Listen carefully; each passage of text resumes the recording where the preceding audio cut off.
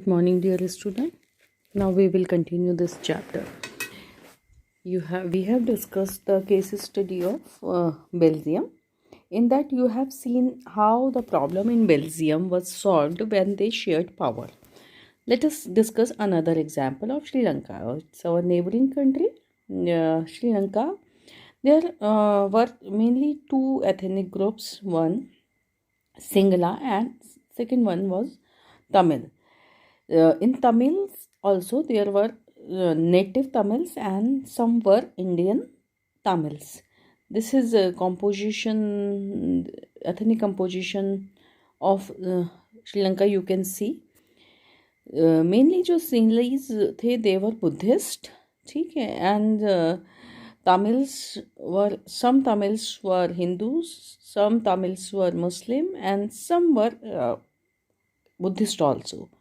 Okay, so there also what was the condition of Sri Lanka?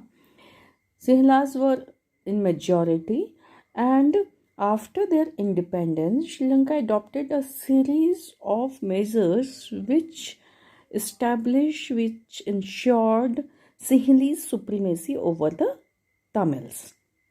उन्होंने कुछ ऐसे कानून बनाए कि उन्होंने they ignored minorities and they supported majority and Sinhalese were in majority. So they introduced one act in 1956. This act was passed in Sri Lanka, and this act introduced some major changes in Sri Lanka.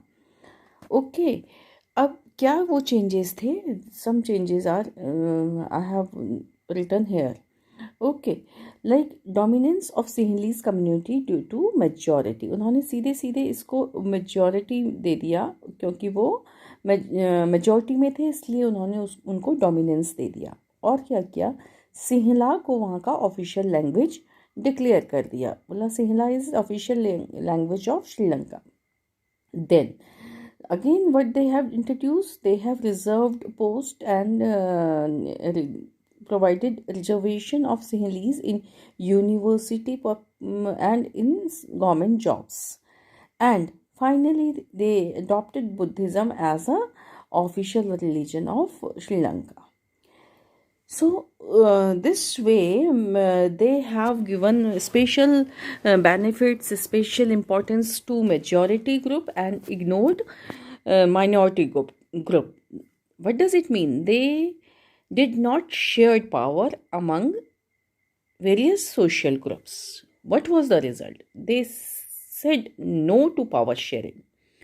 ठीक है, अब आपको what you have to see, आपको ये देखना है, आपको दो केस स्टडी से ये देखना है when they say yes to power sharing उसका क्या फ़ायदा हुआ, and when country says no to power sharing उसका क्या रिज़ल्ट होता है.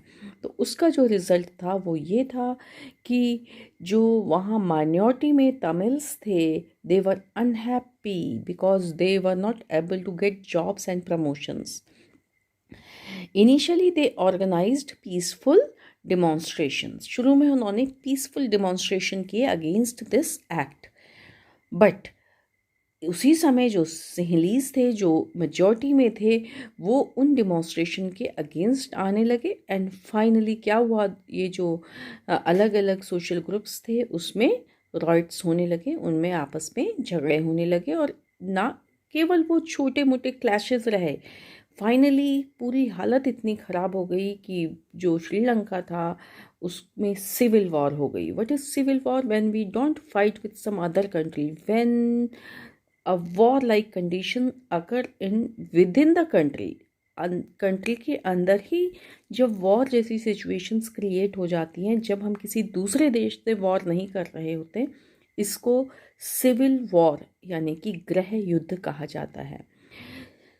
So students, by studying these two case study, you can find out the importance of power sharing, why power sharing is desirable, why power sharing is needed, सत्ता की साझेदारी की आवश्यकता क्यों है, ये अब आपको समझ में आया होगा.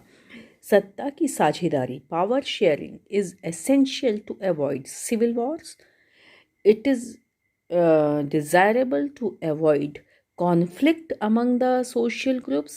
It is desirable to ensure equality among the social group, whether they are in majority or in minority. Okay, so this is very important part of this chapter, why power sharing is desirable. Now the next part of the chapter is how power sharing can be done, that we will study in part 3.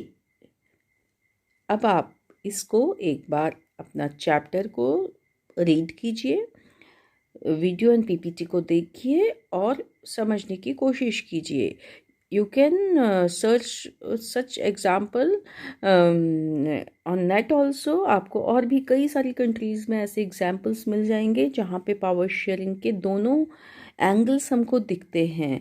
Power sharing करने का फ़ायदा भी हमें नज़र आता है और power sharing ना करने के क्या नुकसान होंगे वो भी हमको समझ में आते हैं. तो I hope you can understand this chapter, this part 2, and if you have any doubt you can ask. You are most welcome.